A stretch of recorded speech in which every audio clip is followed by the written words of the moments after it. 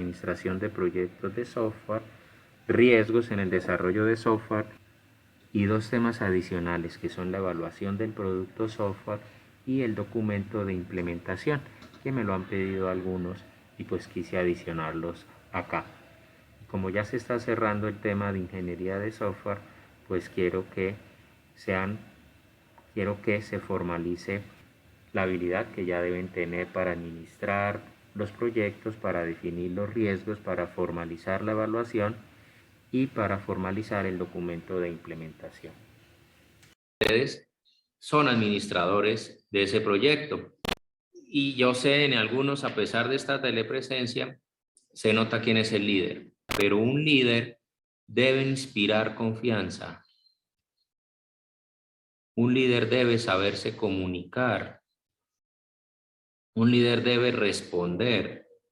¿Qué tal en el grupo usted sea el más juicioso, pero por introvertido se está quedando con el crédito de ser líder otra persona? Y acá pues hay un equipo que tiene que estar muy interconectado. Ustedes saben lo fan que soy yo de eso de las interconexiones. Pero por acá está el webmaster, si fuese Scrum, ¿no? Aquí está el tester, aquí está el analista, aquí están los programadores. No quiero grupos recargados, por favor. Si alguien se está dejando recargar en el grupo, no es un buen administrador. Por lo tanto, también debería perder una nota en ingeniería de software. El administrador, el técnico, es el que dice quién juega y quién no. Y así toca dejar por fuera a la modelo frustrada de James. Él tiene que decir quién no juega. Aquí pasa algo parecido. Ustedes tienen un equipo de 100 o 60 o 660 desarrolladores. Y la empresa entra en crisis y debe despedir a 10. ¿A cuál debe despedir? Desafortunadamente, al que poco sobresale en el grupo. Desafortunadamente, digo. Debemos establecer buenas métricas de que el administrador pueda usar para medir.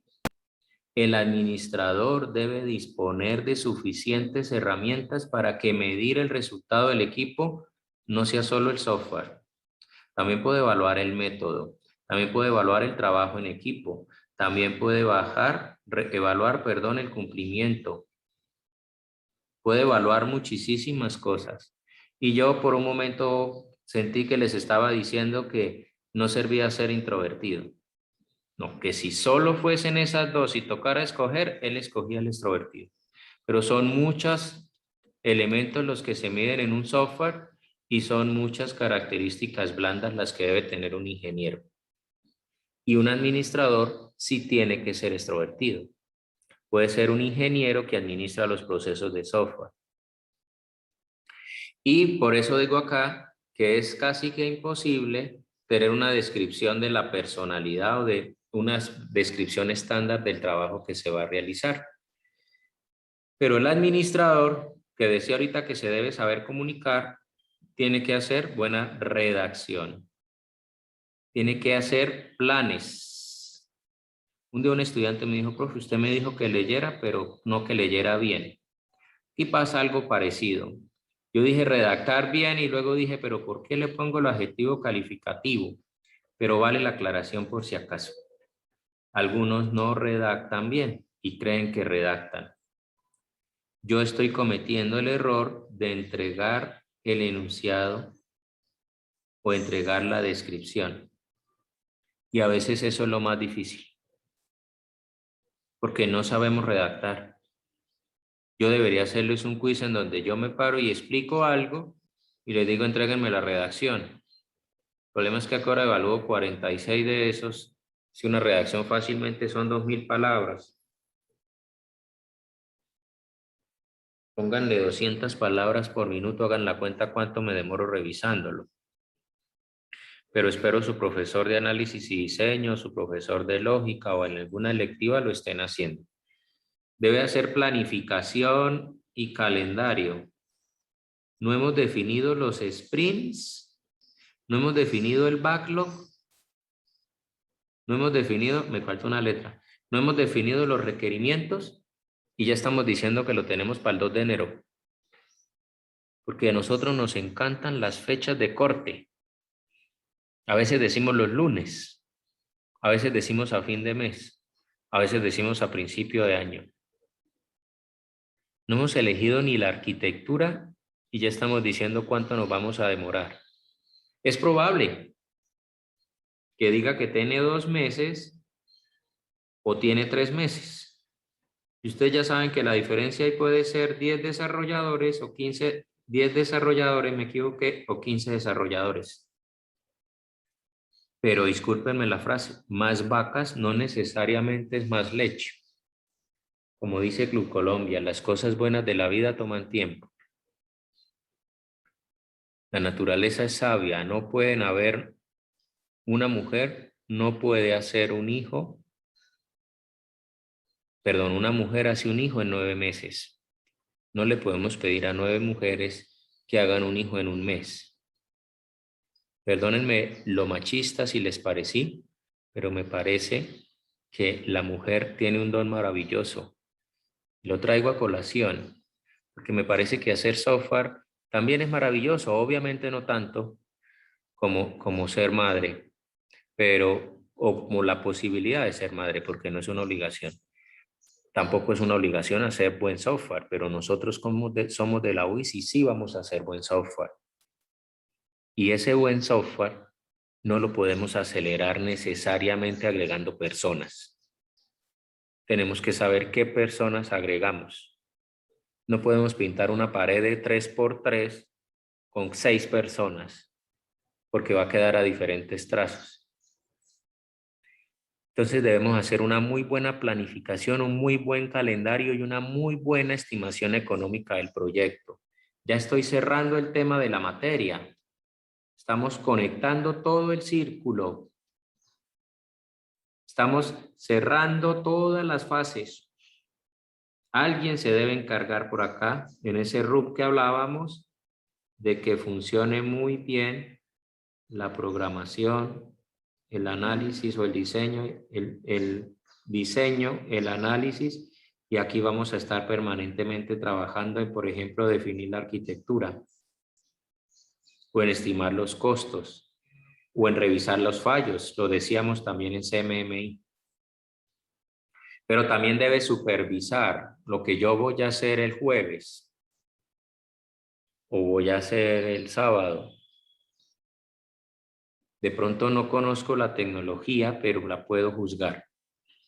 El resultado, el estándar, el proceso. Es una actividad que debería ser más periódica. El sábado pasado algunos grupos se acercaron. A algunos les dejé tarea, pero debería ser más continua de lo que lo estoy haciendo. Puedo conocer el progreso. Si yo fuese el que respondiese por eso, podría decir que faltan 20 días. Puedo decirle a alguien el sábado, qué pena, usted no puede presentar proyecto en System Fest, usted presenta parcial. No es que parcial valga el 50%. No, el proyecto vale el 30% y el parcial vale el 20%. Si esto es muy bueno, quito esta. Y esta la subo a 50. Si este saca 2, por ejemplo, aquí también tiene que presentar parcial. Y como son más poquitos parciales, puedo hacer mucho más temas. Perdónenme, ahí me falló un poquitico el terrorismo académico. Debe comparar el progreso con el cronograma, con el costo. Esta mañana hablaban de una obra, se me acaba de olvidar el nombre, que cotizaron en 140.000 millones de pesos en nuestro querido país y lleva más de 1 billón de pesos. Y dijo la periodista, se han pasado más de 600 millones, perdón, más de 600.000 millones. Uy, es que me faltaron cero, me pasó lo del periodista, 140.000, 1 millón de millones, sí, 600.000. Me faltaron ceros. Me pasó lo del periodista, iba a hacer el chiste y me salió mal. Y a la de Mintic se fue por 700.000, perdón, por 70.000, seguí embarrándolas. Y el despilfarro es de 860.000 millones. ¿Vio algo? ¿Alguien se acuerda? ¿Vio qué? Es una empresa del Estado. Y nosotros en software hablamos mal de los que están despilfarrando la plata, pero nosotros también nos equivocamos en comparar esto. Y creemos que los ladrones de cuello blanco son los ingenieros civiles. Y se nos olvida el hueco tan grande que hay en la ingeniería de sistemas. Y que no siempre es por ingenieros corruptos, por administradores ineptos. ¿Sí? ¿Me siguen hasta ahí, por favor? Yo les podría hacer una pregunta. ¿Qué porcentaje de avance del proyecto llevan? Yo les podría hacer una pregunta. ¿Qué tanto por ciento más grande o qué tanto por ciento más pequeño fue su proyecto de este semestre? ¿Con respecto a cuándo, dirían ustedes? Con respecto a lo que entregaron en la propuesta. A algunos les quité cosas. A algunos una cosa, un requerimiento se les volvió más complejo. Para eso usamos mecanismos formales o informales. Si quieren, pongamos un híbrido en los dos, entre los dos, los Exceles que les he mostrado. Ustedes, los administradores, deben ser buenos seleccionando y evaluando el personal que les va a apoyar el proyecto. No sé si han tenido la necesidad de entre 120 participantes escoger 3. Es difícil estar entre uno de los 120, pero créanme que a nivel de conciencia es difícil estar en el que escoge 3. Si lo hace conciencia, ¿no? Es muy difícil escoger a conciencia, sobre todo si no se tiene la métrica. Es mucho más fácil no bajarle a ninguno en el parcial, porque todos pueden pasar. Pero en un trabajo solo podemos contratar a 3. ¿Cómo los va a elegir? No sé si se están poniendo en la situación que van a tener ustedes en algún momento. Es el que hace los informes o al menos los aprueba. El que hace los contratos. El que hace que eso sea coherente y conciso. El que hace las presentaciones. Creemos que es el que pone la firma y se la gana fácil. Pero no necesariamente es fácil, por favor. Y aquí aparecen unos procesos que ustedes ya conocen, insisto, estoy cerrando. Esto es RUB, modelado, análisis, diseño, codificación. Este a veces creemos que es lo más importante. No, todo es importante. Todo es importante. Si a mí me dicen, ¿cuál es el más importante? Este. Si alguien me dice, sin programadores no hay código, yo les digo, sin modelos no hay código, al menos en la cabeza. Lo que pasa es que no le estamos dando valor al modelo mental. Todos ustedes a la hora de empezar una consulta traen a su cabeza sin querer la base de datos. Todos ustedes a la hora de programar cualquier procedimiento, sea el más simple de todos, tienen en su cabeza un diagrama de flujo. Que puede en algún momento darle pereza en el diagrama de flujo, saber si lo conecta así de mal o así de bien, pero es por pereza. No es porque no sea capaz de hacer el diagrama de flujo, es por pereza de pintarlo. Si es que no sabe hacer el diagrama de flujo, le va a quedar mal el programa. Por favor, llévenme la contraria. Estoy seguro que a muchos de ustedes les da pereza hacer el diagrama de flujo. Estoy seguro que muchos de ustedes dicen que es que no hace falta. Estoy seguro que muchos de ustedes no se dan cuenta lo arrogante que eso es.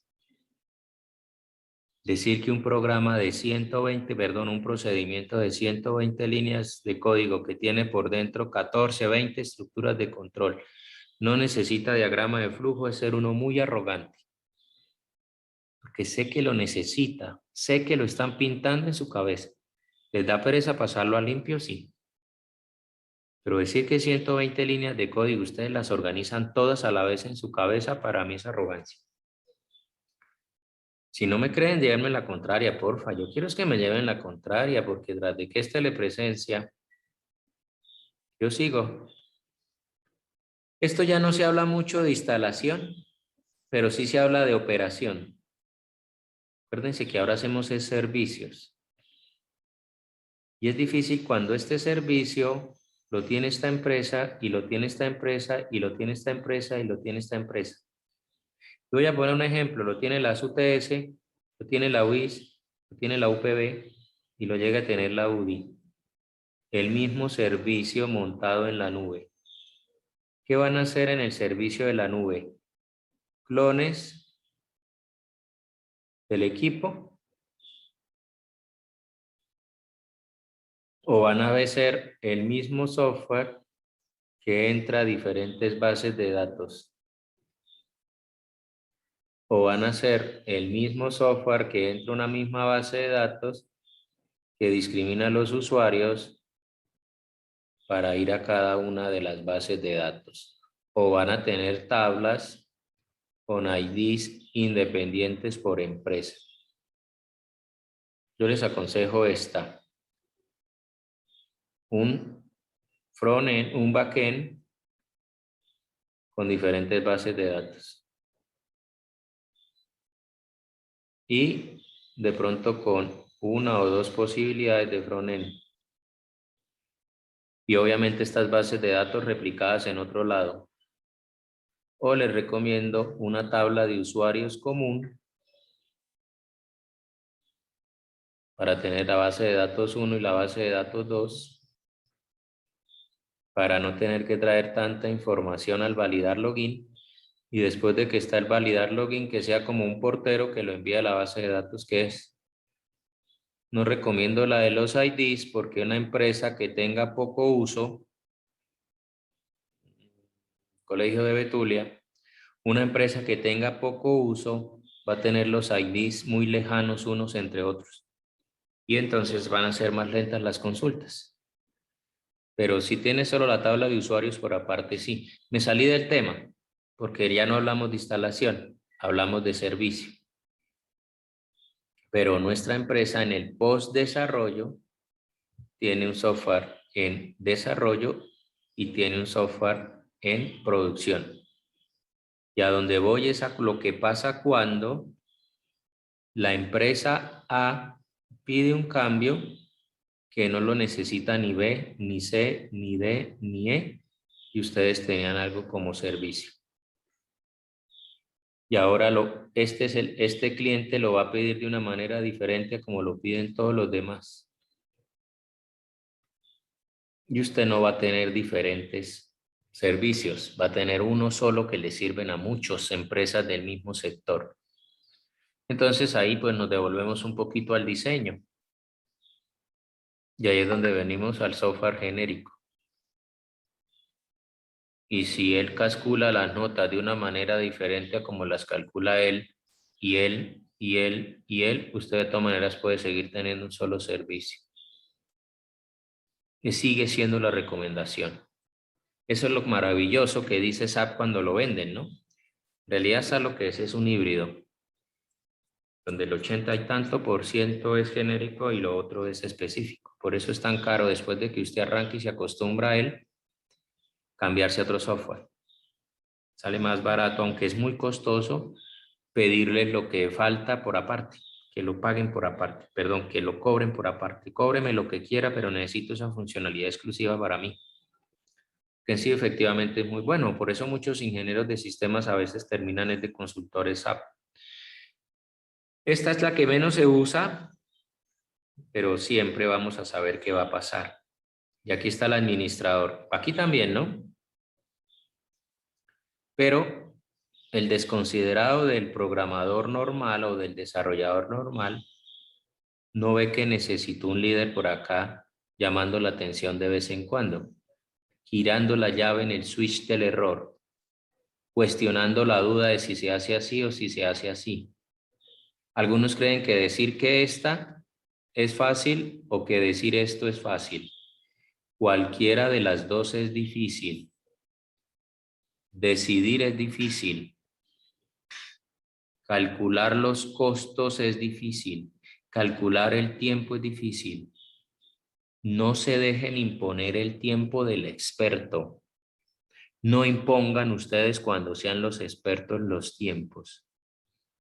Dialoguen. Generen confianza, pero no sean confianzudos.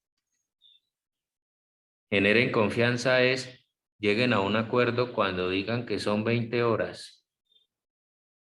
No espere que él dice 40, yo le creo 40, es tan difícil como que yo diga 20 y él me crea 20. Vamos a hacerlo por 30. Y ojalá tenga los suficientes indicadores para mostrarle al que le dio 30 que usted le regaló 10. Mire que se nos fueron las 30 que usted dijo, pero yo me di cuenta de tal y tal y tal cosa que no quiero que vuelva a pasar. Usted en mi empresa yo no le pago por horas, yo le pago por resultados. Tengo que calcular las horas, pero usted es bueno, más bueno y gana más con 20 especializado que con 30 no especializado, porque aquí usted ya es un investigador, un desarrollador senior, aquí es un junior, por ejemplo. No me conviene darle las 40 porque usted es un nivel auxiliar. Hay estratos en los desarrolladores. Y no solo por el tiempo, no vuelvo y me equivoco con lo introvertido extrovertido. Aquí no es solo el tiempo lo que vale, es el comentario. Las métricas que hablaba hace un momento y que hemos venido hablando hace rato, por ejemplo, cuando vimos reingeniería. Pero él está aquí en lo que hablaba de el software permite configurar para diferentes modelos, perdón, para diferentes empresas con un mismo modelo replicado N veces.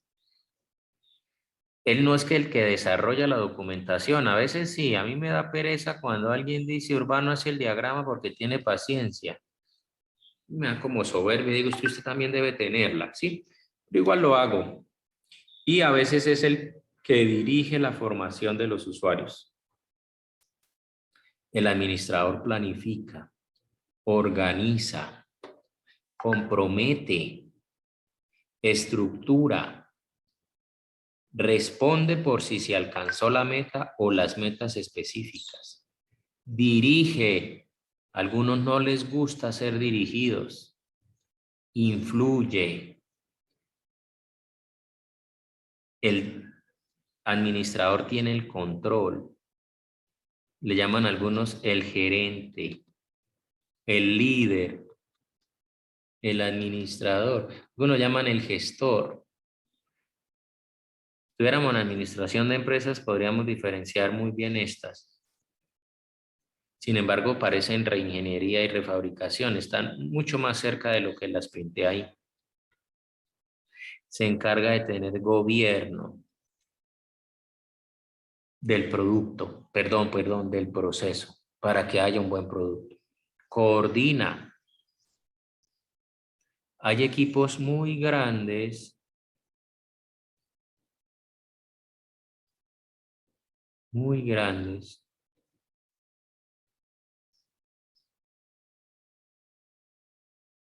Enésimo por aquí. Y este man se encuentra con este man en el ascensor. Se saltó todo el conducto regular porque fue por el ascensor. Y a veces este programador no entiende por qué él está estresado. Y no se da cuenta que esto es un factorial. Él cree que el problema de él, los problemas de él son los mismos de él. Él no entiende, el operario no entiende por qué el administrador no le ayuda con alguna especificidad.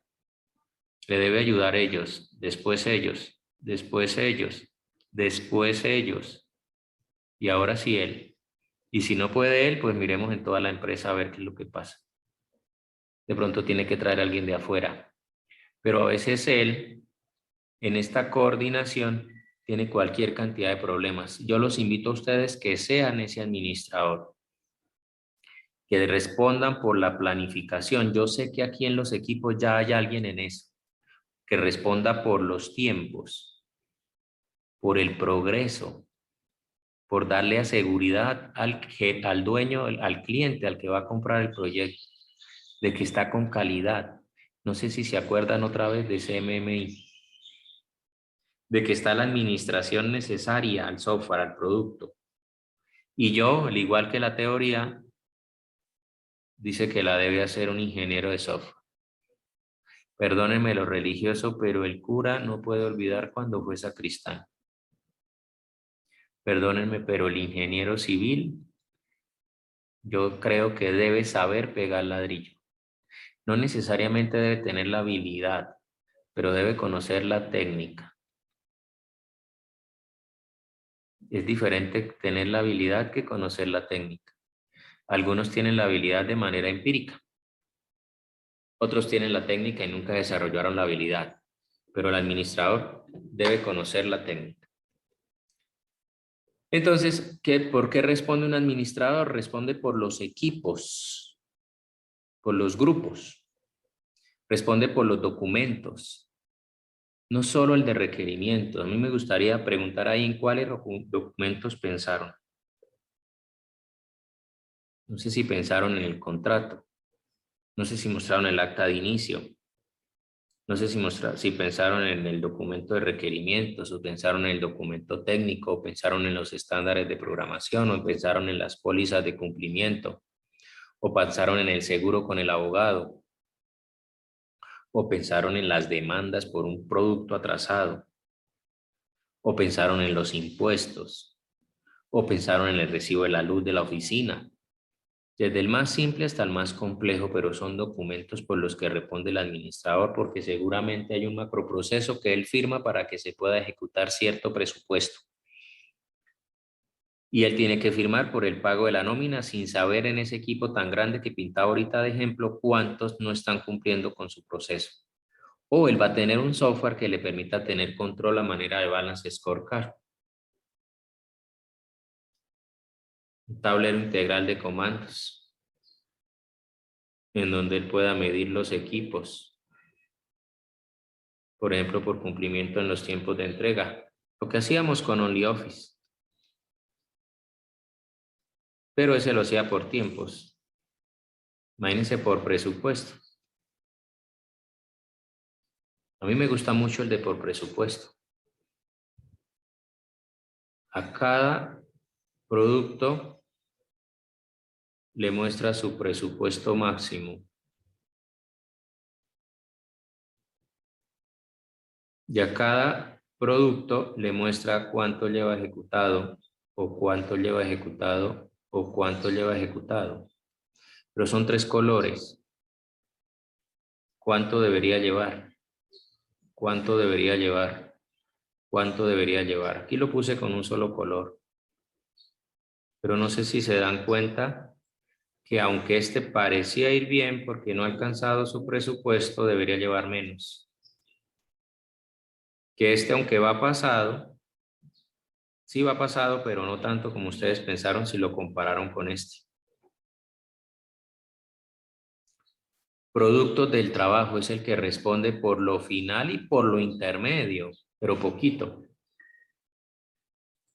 Imagínense un gerente con esa aplicación para todo su equipo, desenvolviéndose en la empresa como cultura general. Imagínense la fácil que gestionaría tareas, lo fácil que cambiaría calendarios. El problema del administrador es que es un producto intangible. Pasa desapercibido cuando todo está bien. Lo insultan cuando todo está mal. Cuando el técnico de fútbol gana, son los jugadores los que lograron todo. Cuando pierdes el técnico, perdóneme que compare algo tan importante como hacer software como algo tan ridículo como el fútbol, pero es que a mí me gusta el fútbol. ¿Sí? No se puede ver ni tocar. Yo no estoy tan de acuerdo con esto de ver.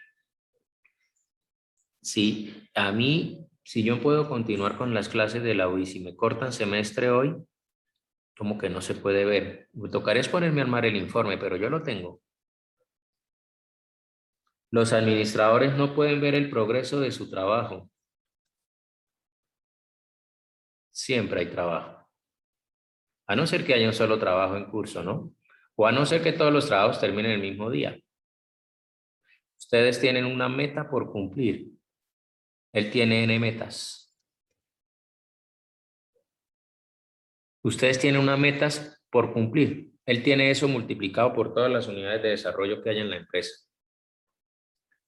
No existe un estándar. No existe un UML para administrar equipos. Y los proyectos, yo no diría los proyectos grandes, yo diría todo proyecto es único. Esa es una pregunta del parcial final. ¿Cuál es la diferencia entre proyecto y proceso? Queremos hacer un proceso para dirigir proyectos. Si dirigir proyecto es un proyecto. Aunque se cuente con experiencia, no siempre será suficiente para anticiparse a los problemas y se enfrenta a los cambios tecnológicos. Por eso la arquitectura que usted me van a entregar la próxima clase. Y se maneja, perdón, y el administrador se preocupa por 4 P's, de las personas, del producto, del proceso y del proyecto. Hay un producto que es resultado de un proyecto que se llevó a cabo en un proceso y que estuvo conformado por personas. Y él las controla todas. Trata de controlarlas todas. Hace estimaciones cuantitativas en medio de lo cualitativo.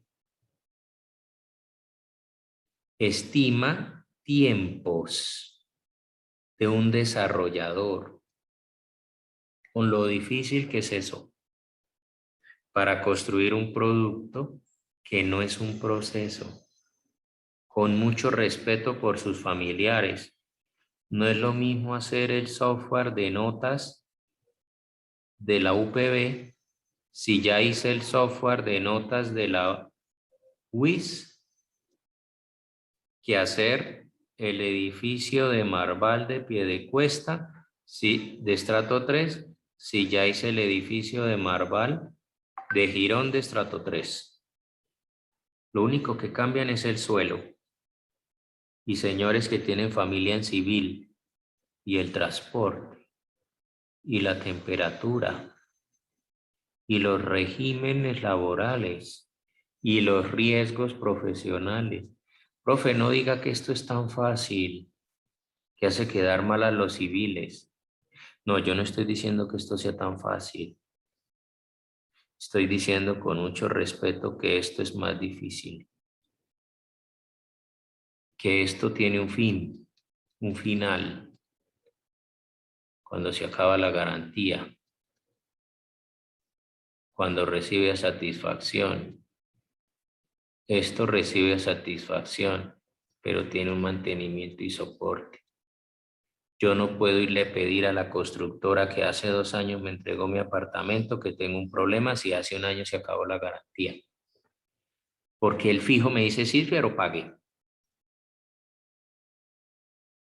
Aquí me va a decir, según como haya estado el documento, un abogado me va a demandar o vamos a concertar un precio que sería igual que aquí. Pero espero no llegar aquí.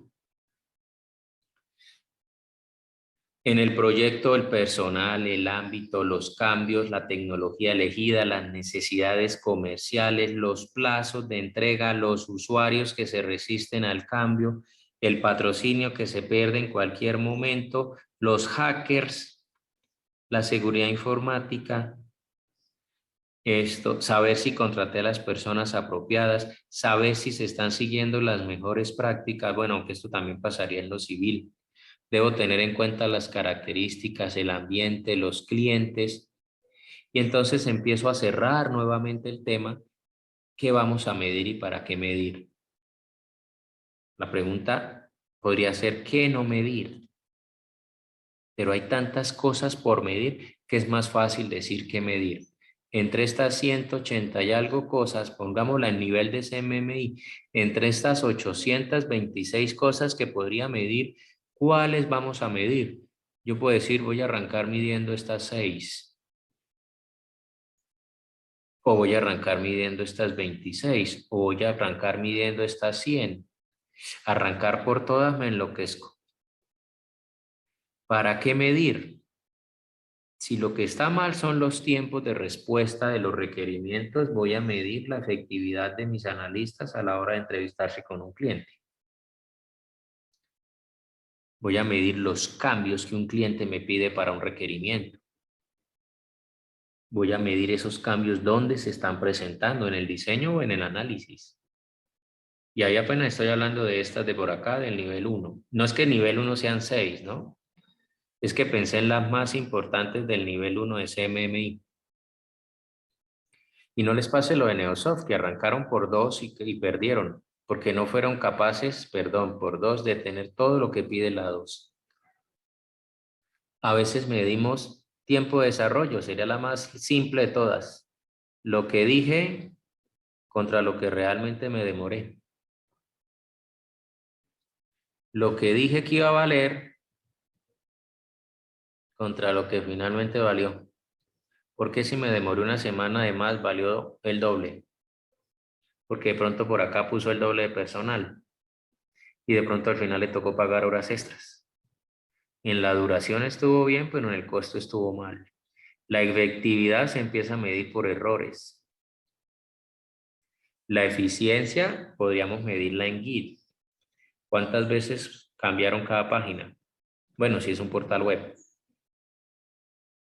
El tamaño ya sabemos que lo medimos mejor en el diagrama de clases.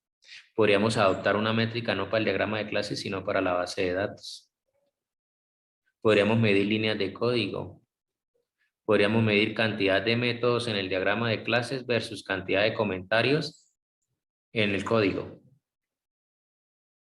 O cantidad de métodos en el código. Para mirar la diferencia entre lo que diseñé y lo que finalmente hice. Mido los recursos. No solo en el desarrollo, también en el software. Que pedí este ancho de banda o esta necesidad de RAM o esta necesidad de procesador y la aplicación está tomándose más tiempo o está gastando más procesador. Todo eso es calidad. Quiero saber si hasta ahí me siguen, por favor. Si me siguen, levantan la mano, muchachos. Gracias, Orlando. Sí, señor. Gracias, Javier. Muy amables. Este que es el de los más difíciles de medir, facilidad de mantenimiento. El producto se contrató acá, se debía entregar acá, se entregó acá, fecha estimada de entrega, fecha real de la entrega. El primer cambio surgió por acá, me comprometí a entregarlo acá y lo entregué acá. ¿Qué tal que los cambios empiecen a crecer así? Y los tiempos de entrega empiecen a crecer así. Y las utilidades empiecen a decrecer así. Tengo que medir. No puedo permitir que la curva de las demoras o que la curva de las tareas que llegan crezca. Porque entonces algo medí mal aquí o aquí. Acabamos de medir eso acá atrás. Y lo tengo que medir. Y recuerden que mi empresa hizo este software y luego hizo este y luego hizo este y la empresa se volvió buena y llegó un momento a tener 3 proyectos en curso y luego terminaba uno y se metía en otro y llegó a tener por acá otros 3 productos y luego tuvo perdón, otro y otro, y actualmente está desarrollando un proyecto grandote y 2 proyectos pequeños, 3 proyectos pequeños. Y me vengo a fecha de corte acá. Yo no solo mido estos 4, porque este lo entregué, pero por acá reapareció por un error y por acá reapareció, perdón, por acá reapareció para un error, reapareció para un error, reapareció para un error, reapareció para un error, se me perdieron todos los errores, pero imagínense, eso puede ser una bomba para la empresa. Entonces, por lo general se hace con el tiempo medio de cambio, en donde medimos la integridad por algo que vamos a estudiar de pronto la otra clase, de pronto hoy, que son los riesgos. Yo debo identificar las amenazas y debo identificar los ajustes de seguridad que tiene, los problemas de seguridad que tiene. Yo tengo una amenaza, perdónenme el ejemplo tan feo, que son coágulos. Porque yo tengo coágulos, me han dado coágulos. Entonces la seguridad es mi seguro de vida. Si lo que me está preocupando es la plata, ¿no? Pero ahorita hay una amenaza que es el COVID. Lo que compré por coágulos ahora también me sirve para el COVID. Los seguros son los que están perdiendo dinero ahí. ¿Cómo me preparo yo para las amenazas que detecto? ¿Qué voy a tener yo en cuenta para enfrentar las amenazas que tengo? Y lo miden como la integridad. Vamos a hablar no solo de amenazas, sino de riesgos, que es la siguiente diapositiva. Eso en cuanto a la integridad de un software, que es bastante difícil de medir, porque estoy seguro que aquí van a quedar faltando, y estoy seguro que aquí van a quedar faltando. No estamos preparados para lo que no conocemos. Perdónenme, pero no soy Cantinflas. No estamos preparados para lo que no conocemos. Por eso siempre nos quedan faltando cosas. Porque porque un software es un proyecto, no un proceso. La facilidad de uso, la amigabilidad con el usuario. Estoy haciendo un software para niños de 13 a 15 años o que estoy haciendo un software para personas de 70 a más años. ¿Cuál va a ser la experiencia de usuario? O que estoy haciendo un software para invidentes o que estoy haciendo un software para personas con síndrome de Down. Creo que ya les conté ambas historias. En este momento voy a presentar el tema de riesgos, pero antes de ello voy a presentar un resumen de cómo se hace la evaluación de un software en cuanto al cumplimiento de las funcionalidades y el cumplimiento de la experiencia de usuario. Lo voy a soportar en el proyecto que terminé a mitad de año y que tantas veces he comentado en nuestras sesiones de clase. Que me costó esfuerzo hacer, me gusta usarlo. Entonces acá pues presentaba yo para el público los instrumentos y aquí es importante el antes y el después. Era un proyecto nuevo, por lo tanto necesitaba saber cómo estaba y necesitaba saber cómo terminó. En los instrumentos que yo propuse me los evaluaron expertos. En este caso, el profe Hugo me hizo el favor de ayudarme a revisarlo. Mejoré mucho gracias a él, pero también me ayudó el profesor José Daniel Cabrera de la UNAP y la doctora Victoria Marín de Lleida, que ella no sabía nada de ganadería y ella me ayudó mucho a arreglar el diagrama, las preguntas. Y de esas preguntas, después de evaluarlas, sale el resultado. Fíjense, voy a hablarles a ustedes no como a quien les estoy vendiendo el software, sino como los ingenieros que me podrían ayudar a mejorarlo. Y fíjense que aunque hubo 32 participantes, hay un 27% que aún no le gusta el software. Perdón, que aún no le parece útil el software. Y es preocupante eso para alguien que quiere hacer software útil. ¿Sí? Hay como 3 aquí diciendo que usaron el software por compromiso. Me dañaron la encuesta. ¿Cómo así? ¿Yo qué compromiso les pedí conmigo si el software se los estoy regalando? No falta el desubicado en la encuesta y no falta que uno sea el desubicado, ¿no? A veces uno se desubica. Pero entre los que escogieron que era útil, fíjese que aquí la encuesta empieza a generar ruido. Sin embargo, son gente poco formada, pues es probable que se hayan equivocado. Pero fíjese que el 91% sí considera que ayuda a tomar decisiones, lo cual para mí es supremamente satisfactorio.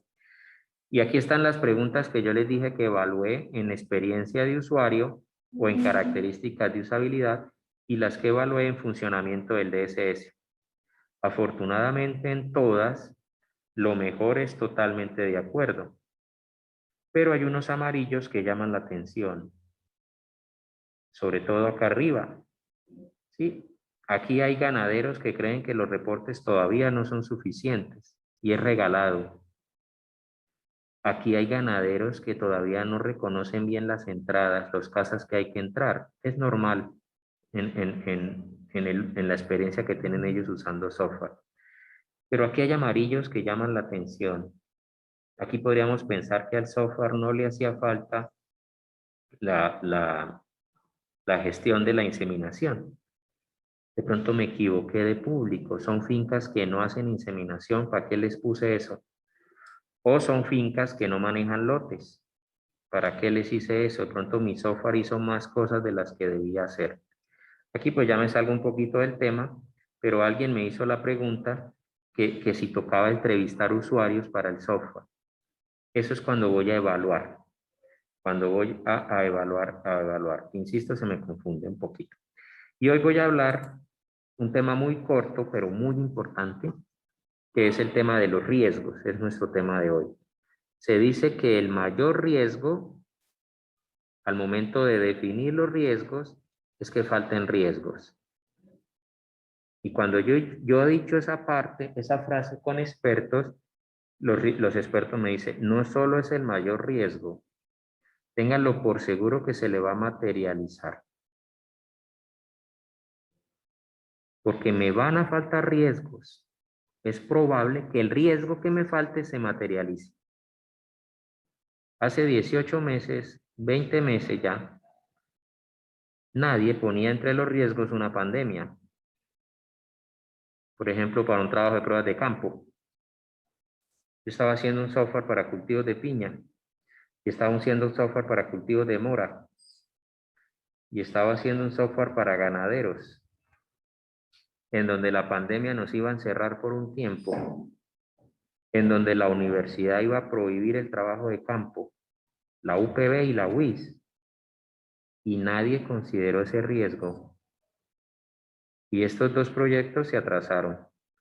Lo que hice fue acelerar la terminación, porque ya llevaba bastante tiempo de pruebas de campo. Estos proyectos están suspendidos, bueno, estuvieron suspendidos, ya se arrancaron otra vez, pero nadie consideró ese riesgo. En un software, la salida del personal es un riesgo, el cambio de tecnología es un riesgo, un hackeo informático es un riesgo. Vamos a ver unos ejemplos de algunos de los riesgos que hay en software. Y perdón, primero, ¿cómo se sacan? Aquí me dañó algo, el dibujo. Aquí viene la eterna pregunta. ¿Cuándo arrancamos? Y no solo es con riesgos, es con casi todo. ¿Cuándo pasamos de los requerimientos al diseño? ¿Y cuándo pasamos del diseño a la programación? ¿Y cuándo pasamos de la programación a la validación? Estas fronteras son difusas. Por eso me gusta Root, porque Root estamos haciendo requerimientos, pero a la vez empezamos a hacer diseño. Estamos en requerimientos y a la vez en diseño. Y ni hablar de programación. Por aquí vuelve y me deja hacer requerimientos. Los riesgos, si no tengo claridad con los riesgos, ¿cómo defino cuándo es aceptable? Yo empiezo a planificar mi proyecto, identifico los riesgos, debí ponerlo aquí abajo. Y miro a ver cómo lo voy a resolver y sigo planificando. ¿Qué pasaría si pasa esto? Perdón. Planifico el proyecto y ¿qué pasaría si pasa esto? Ah, lo resolvemos así. Y si pasa esto, lo resolvemos así. Y si pasa esto, lo resolvemos así. Y aquí vuelve la palabra que he usado tantas veces este semestre, la experticia o la experiencia de quien define esto, de quien responde por esto. Y llega un momento que dice, no, toca arrancar. Y pasamos a producción, a desarrollo, y vamos mirando si no pasa nada. Un riesgo que se incapacite el duro de base de datos. Un riesgo que no haya internet. Un riesgo que el empleado que no hace commits renuncie. Se materializó un riesgo de esos, nos toca mirar si eso lleva a un nuevo riesgo o una adaptación del riesgo y adaptamos el plan. Cuando se materializa un riesgo, nos toca modificar el riesgo. Nuestras matriz DOFAs, que no las hacemos los de sistema, pero en amenazas ya ponen las pandemias, aunque han habido varias, pero no se ponían. Ahora sí se ponen. Yo era los que decía que el coronavirus tenía un buen web manager, un buen community manager. Yo en mi infinita ignorancia. Y ya se me han muerto familiares de COVID y yo al principio creía que era un community manager haciéndole propaganda. Y eso llevó a cambiar todos los planes, no solo en software, en todo lado. Entonces, ¿quién debe participar? El experto, con su equipo. ¿Cuándo debe hacerse? Casi que permanentemente. La identificación solo se hace en la fase de planificación, no, permanentemente. La creatividad y el pensamiento innovador influyen en las soluciones que se planteen. En el plan de acción, plan de respuesta, perdón. ¿Cuáles herramientas y qué técnicas se usan? Adoptar y adaptar. Por eso es que se habla tanto de la gestión del conocimiento. Y por eso era que yo les hablaba hace poco de un error que el más duro de ustedes resolvió en 5 minutos. Ahora le toca ese error 2 horas redactándolo. Y dice, me demoré 5 minutos y ahora me toca 2 horas. Estamos pensando en el riesgo de que la próxima vez que se presente el error, usted no esté. Y la persona que lo vaya a resolver se demore 1 o 2 días. Es más fácil pedirle a usted ahora que está que nos regale 2 horas de su sabiduría escribiendo una buena lección aprendida para que en un futuro, cuando un riesgo se materialice, el nivel bajo de experiencia de los que estén comparados con el suyo lleve a que se necesite menos tiempo. Una de las técnicas a usar es la gestión de conocimiento o la de lecciones aprendidas.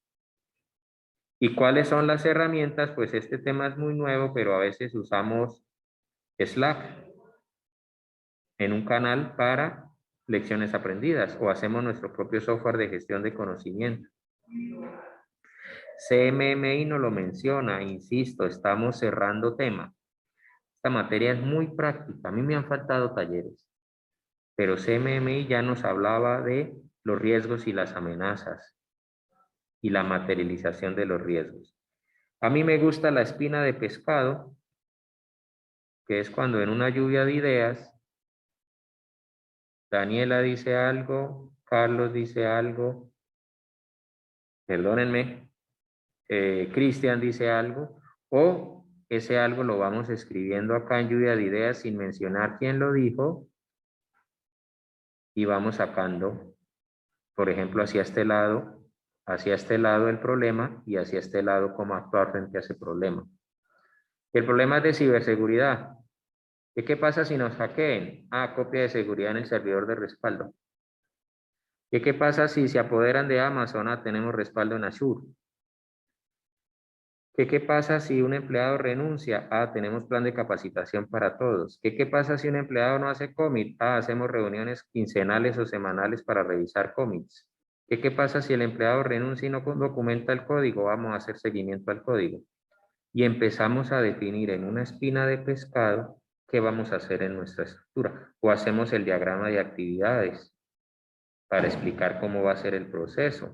o hacemos la típica matriz DOFA que pone ahorita de ejemplo, o hacemos el árbol de decisión, o hasta simulamos esas auditorías que llegan a revisarnos el código cuando el código va a la mitad, como la que voy a hacer el próximo jueves. Ahí también está OnlyOffice, que nos ayuda a llevar trazabilidad de los riesgos. Si me quiero certificar en CMMI, debo hacerle seguimiento a los riesgos. Los riesgos tienen dificultades por la disponibilidad en los diferentes entornos. Parece gastadera de tiempo. Pero en el pre. En el post, le voy a poner aquí el pre y aquí el post. Después de que un riesgo se materializa y estaba preparado, empiezo a adorar el análisis de riesgos. Cuando soy confiado y creo que ningún riesgo se me va a materializar, soy el más perezoso de todos. Cuando me voy para Zapatoca y ni reviso la llanta de repuesto, soy un confiado. Cuando me voy para Zapatoca y me pincho, y a mitad del camino cuando voy a despinchar no tengo llanta de repuesto, de ahí en adelante empiezo a considerar el riesgo de que la llanta de repuesto no sirva. Y cada vez que vaya a viajar, reviso que la llanta sirva. Porque ese riesgo, si se me vuelve a materializar, tengo que estar preparado. Y nosotros, perdón, ustedes son muy jóvenes y adoran los riesgos. Pero va a llegar un momento en que trasnochar por culpa de un error con un backup, ya no les va a dar gusto corregirlo y van a decir, ¿cómo fui tan no sé qué que no hice backup? ¿Cómo fui tan no sé qué que no comenté el código? ¿Cómo fui tan no sé qué que no revisé si mi compañero estaba haciendo el trabajo como debería hacer? Y empiezan a aparecer las pruebas de que sí hacemos control de riesgos, gestión, perdón, de riesgos. Y llega el jefe más temprano que sus empleados. Hoy falta un empleado y hoy vamos a hacer revisión. O hacemos rotación de puestos. Hacemos una reunión sin pensarlo para revisar cómo vamos y definimos nuestras métricas. Con una rejilla de puede ser un cumple o no cumple. Y está el empleado que cumplió con todo y está el empleado que no cumplió con nada y fácilmente podemos saber quién es mejor empleado. Aunque el mejor empleado, el mejor programador puede ser este, el mejor empleado es este. Porque de nada me sirve este el día que se vaya si todo lo que sabía se lo llevó él. Este hizo menos que él, pero todo lo que hizo lo dejó documentado, lo dejó analizado, lo dejó observado, lo reportaba. No era un hacker, no era mala persona, etcétera. En esas competencias blandas que hemos hablado, con los riesgos tienen mucha relación porque hablan de la materialización o no de los mismos. Debemos capacitar, concientizar. A mí me gustó el ejemplo de la llanta de repuesto porque me pasó. A eso le llaman madurar. Yo creo que le llamo ser responsable al manejar. No sé si me entendieron el ejemplo, no sé si me siguen.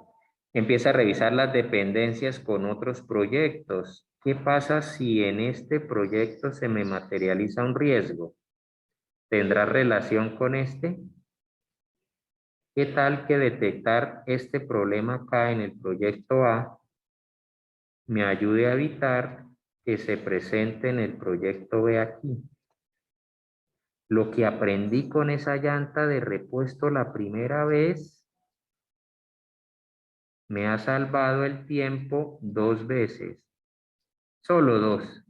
Hubiese querido pincharme más veces para que hubiera servido más veces, pero en realidad no me quiero volver a pinchar. La primera vez iba con mi hermano y unos primos. Y mientras íbamos a Zapatoca, mientras pasó el carro para ir a Zapatoca a buscar la llanta, pues el que no iba manejando tomó trago. O sea, casi todos, menos yo. Adivinen quién le tocó ir a Zapatoca a despinchar, a mí. Cuando llegué, ellos ya se habían ido en otro carro y dejaron el carro ahí botado y me tocó ponerme a mí a despinchar. Eso sí, cuando llegué a Betulia me gastaron. Pero la segunda y tercera vez que me pinché por carretera, ya iba con mis hijos. ya era mucho más delicado que el riesgo de no tener llanta de repuesto se hubiese materializado. No sé si me siguen con el ejemplo, pero este error en mi primera pinchada podría ser A y me salvó en B. Podría yo decir que me salvó en C, pero mucho tiempo después. Ni hablar de la ruta crítica, porque atrasarme en A si es mi riesgo que se materializó. Yo estaba esperando terminar A para empezar B. Ahora poseo problemas porque no solo era B, sino C el que se me va a atrasar. Un riesgo materializado en A me puede dañar B y C. Ni hablar que es que me hackeen y me hackearon para robarme la base de datos del servidor. No solo me dañaron A, me dañaron B y me dañaron C. Pueden estar relacionados con otros proyectos. A veces cada unidad de desarrollo tiene su propio servidor de desarrollo para evitar eso. Y a veces solo uno en el equipo tiene la posibilidad de subir a producción, precisamente para eso. Porque cuando es un solo servidor para 3 proyectos, un fallo en el proyecto A puede tirarse el proyecto B y C. ¿Ustedes qué opinan? Sacan una hojita, por favor. No, mentiras, es un chiste. ¿Qué aspectos agregarían a esta lista de posibilidades a la hora de identificar riesgos en un proyecto? Pregunta para el día de System Fest. ¿Se les materializó algún riesgo? Más fácil todavía. Dígame algún riesgo que no se les haya materializado en el proyecto. Es probable que alguien de allí diga, yo creí que me iban a robar la base de datos y no me la robaron. Yo creí que me iban a hackear el servidor y no me lo hackearon. Alguien puede decir que pusimos una contraseña muy segura para gestionar la seguridad y se nos olvidó la contraseña. La pregunta es muy fácil. Tiene casi que infinitas respuestas. Se Díganme vaya la luz. que no se le materializó, que se vaya la luz en el momento de la sustentación. Esa va a ser mi defensa para que ustedes expongan con video. El que va a estar en la UI soy yo y yo voy a tener un backup. Posiblemente, no sé, Jatinson desde su casa o la ingeniera Lola desde su casa o Julie desde su casa. Pero si el turno era de Cristian y se le fue la luz a Cristian, no tenemos backup. Si tenemos video, sí, ustedes deberían tener backup. El compañero de Cristian está preparado para exponer si a Cristian se le va la luz. Julie está preparada para proyectar el video si a mí se me cae el internet. Si no hay evaluador, yo soy el evaluador.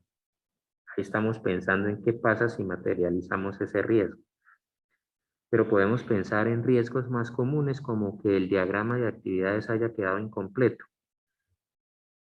¿Qué pasa si materializa eso? Nos van a pagar más por arreglarlo porque hicimos firmar al cliente. Pero ¿qué pasa si se materializa ese riesgo? A veces tener más trabajo es quedar más mal.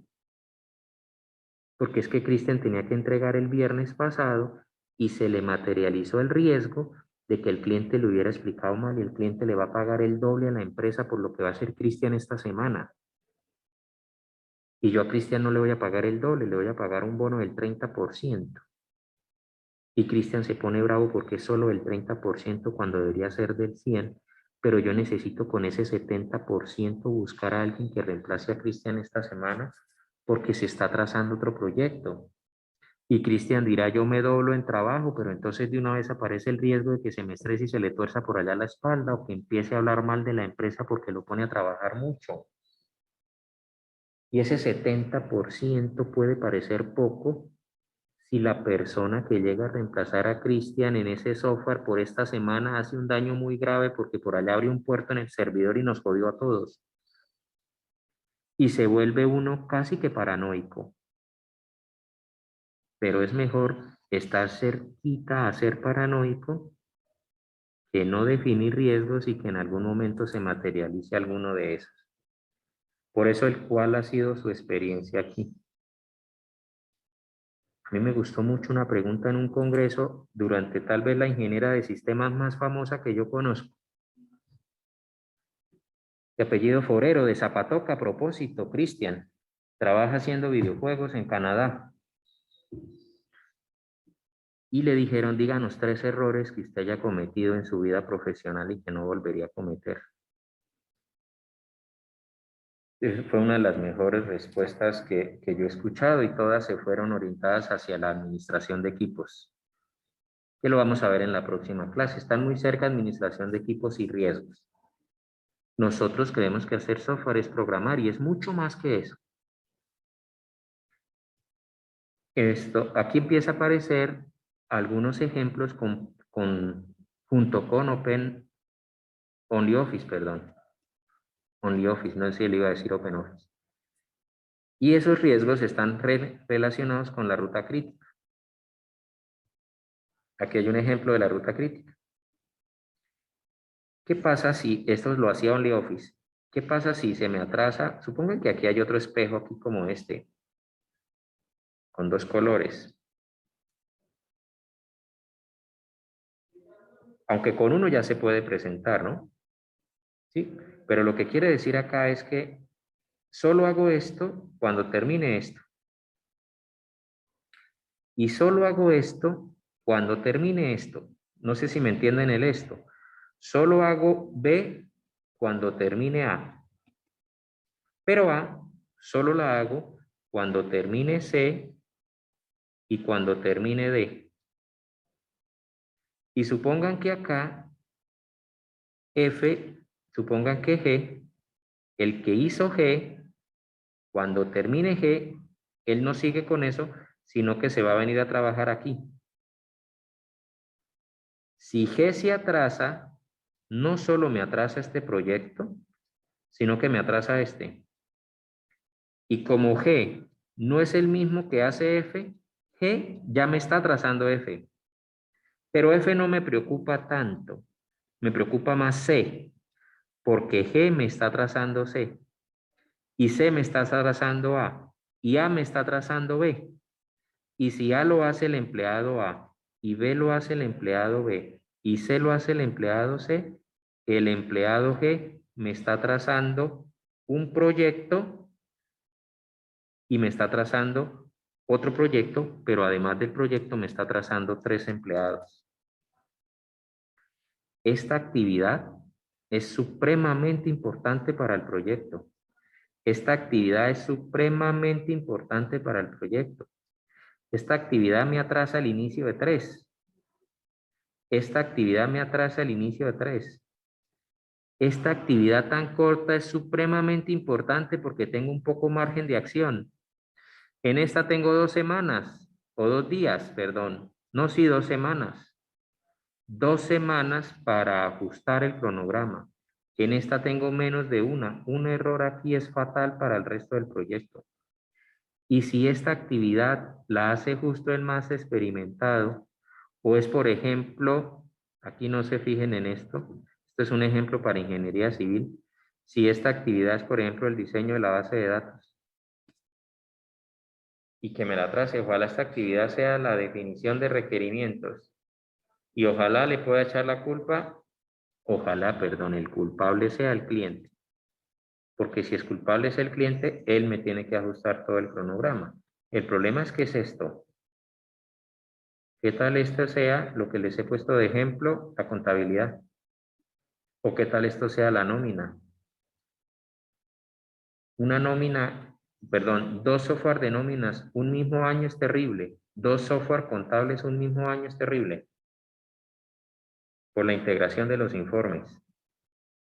Debo ser muy cuidadoso con los riesgos en los cronogramas. No olviden la espina de pescado, no envíen el SharePoint, no olviden el Slack, no envíen al menos un documento compartido entre todos donde cada uno ponga sus riesgos. Ojalá usáramos un software como ZenHub, el amiguito de Git que le permite eso, o el OnlyOffice. O hay uno en Amazon que lo tengo por ahí apuntado que lo voy a buscar y no lo he encontrado. Bueno, y para terminar, una muestra pequeña de lo que debe ser un documento de implementación, que sería más o menos como el capítulo de resultados si fuese un proyecto de grado, en donde pues a partir de esos objetivos se organiza el capítulo y pues ese software que se propuso por lo general tiene 4 objetivos.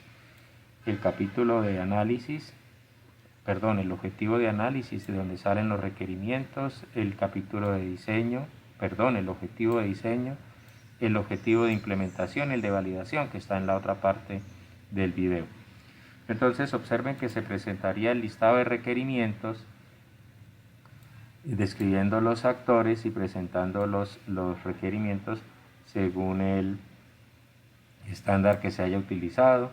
En el diseño todo diagrama necesita descripción, se arrancaría por el diagrama de casos de uso general en los dos momentos, en el momento de registro o de validar sesión y en el momento de los demás funcionalidades. Luego los diagramas de caso de uso específico a los que haya lugar, el diagrama de clases o el diagrama entidad-relación, el diagrama de actividades de los diferentes procesos a los que haya lugar, insistiendo en que todos deben tener una explicación corta, y el capítulo de implementación en donde se muestra la coherencia que tuvo el diseño con el código. Entonces aquí se muestra el diagrama de paquetes, de cómo se organizaron las clases, se llaman algunos métodos en específico, no se puede mostrar todo el software, pero sí mostrar el estándar, y a partir de ahí se cargan las vistas del código que tienen la explicación según lo que se mencionó en la descripción de la implementación. Se debe describir cómo las clases en modelo vista controlador, por ejemplo, tienen esa coherencia, o cómo los métodos en el controlador se llaman igual que como se llaman los métodos en el diagrama de clases. Se hacen llamados a algunas de las líneas para hacer énfasis en lo que se presentó en la descripción. Acá, por ejemplo, que en el formulario de consultas se va a obtener el resultado de los vuelos que se consultaron, que se solicitan con esta consulta, haciendo énfasis en el número de línea de código que se quiera resaltar. Es solo una idea que espero consideren entre las posibilidades a usar.